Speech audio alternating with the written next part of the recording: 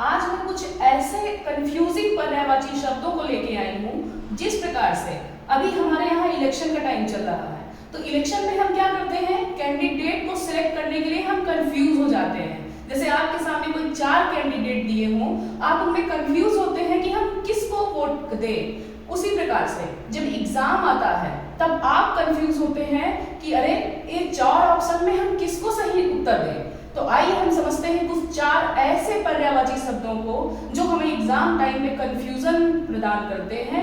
उसको हम देखेंगे एक छोटे छोटे से शब्द से जो कि हमें कंफ्यूजन देते हैं और उनके थ्रू हम इसको समझ सकते हैं। जैसे पहला है हमारा पानी।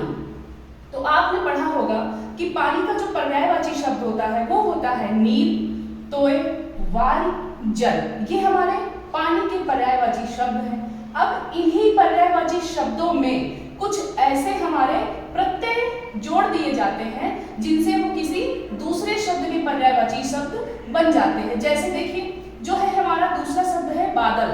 बादल का पर्यायवाची क्या होता है, नीरद। अब आप देख रहे होंगे पानी का है नीर, बादल का क्या हो गया, नीरद, यानी लास्ट में कौन सा वर्ड जुड़ गया, दा।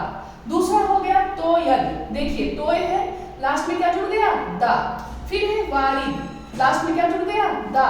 फिर है जल के आगे दा लगा दिया, क्या हो गया, जलज। अब आपने यहाँ पे नोटिस किया होगा कि ये जो बादल है इसके सभी अंत में क्या लगाया गया है, दा वर्ड का यूज किया गया, दा का यूज किया गया है। तो इसको हम कैसे याद कर सकते हैं, इस बादल से, बादल के बीच में क्या है, दा।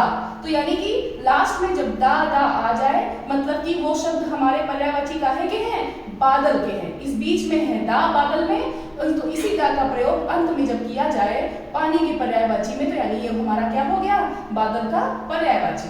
अब आते हैं अगले शब्द पे जो कि है हमारा कमल।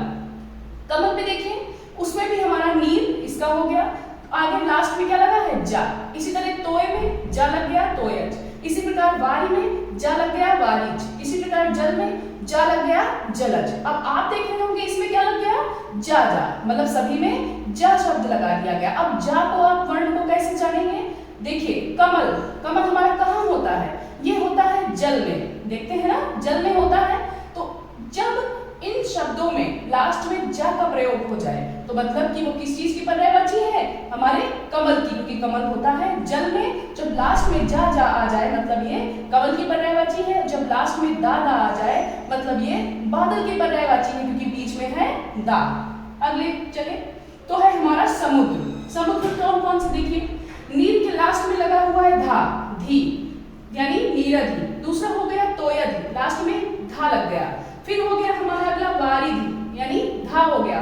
फिर हो गया जलधि, लास्ट में धा हो गया। अब आप देख पा रहे होंगे कि इन में लास्ट में क्या लग रहा है, धा वर्ण लग रहा है, इन सभी में धा वर्ण लग रहा है। अब इसको कैसे याद करेंगे, आपने जब रामायण देखी होगी तो वहां पर देखा होगा समुद्र देवता के ऊपर कौन गुस्सा हुए थे, राम जी। क्या बोले थे कि इस सागर को सुखा दीजिए जिससे मैं लंका को आसानी से मतलब लंका में पहुंच जाऊं। जब समुद्र देवता नहीं माने तो राम जी ने क्या किया था, धनुष बाण निकाल करके उसको सुखाने के लिए कहा था, किसको, समुद्र को। तो धनुष निकाला था, तो धा से वो धनुष याद रखिएगा। समुद्र को सुखाने के लिए धनुष का प्रयोग किया था किसने, राम जी ने। तो यहाँ से इस धा वर्ण को याद रखेंगे। फिर से एक बार रिकॉल करते हैं पूरा। पानी की पर्यायवाची होती है नीर, तोय, वारी और जल। बादल की जो पर्यायवाची होती है तो इन्हीं नीर, तोय, वारी, जल में लास्ट में जब दा वर्ण जुड़ जाता है तो हमारा ये बादल का पर्यायवाची हो जाता है, क्योंकि बादल के बीच में है दा वर्ण और दा का जब प्रयोग हो तो हो जाएगा हमारे बादल का पर्यायवाची। कमल खिलता है हमारा जल में, तो जब लास्ट में जा आ जाए इन्हीं पर्यायवाची शब्द के अंत में तो हमारा हो जाएगा कमल का पर्यायवाची। और जब इन्हीं ये जो हमारे शब्द है इनके अंत में धा वर्ण जुड़ जाए तो यानी कि समुद्र देवता को सुखाने के लिए धनुष का प्रयोग किया गया था, तो यहाँ पर जब लास्ट में धा वर्ण आ जाए तो मतलब ये हमारे समुद्र की पर्यायवाची है। इस प्रकार से ये कंफ्यूजन तो दूर हुआ। लेकिन अब जो इलेक्शन है इसमें आप कैंडिडेट को चूज करने के लिए कौन कौन से तरीके अपनाते हैं, उनको चूज करने के लिए कि आप किस प्रकार वोट दें जिससे आप अच्छी सरकार बना सके, अब ये आप पे निर्भर करता है।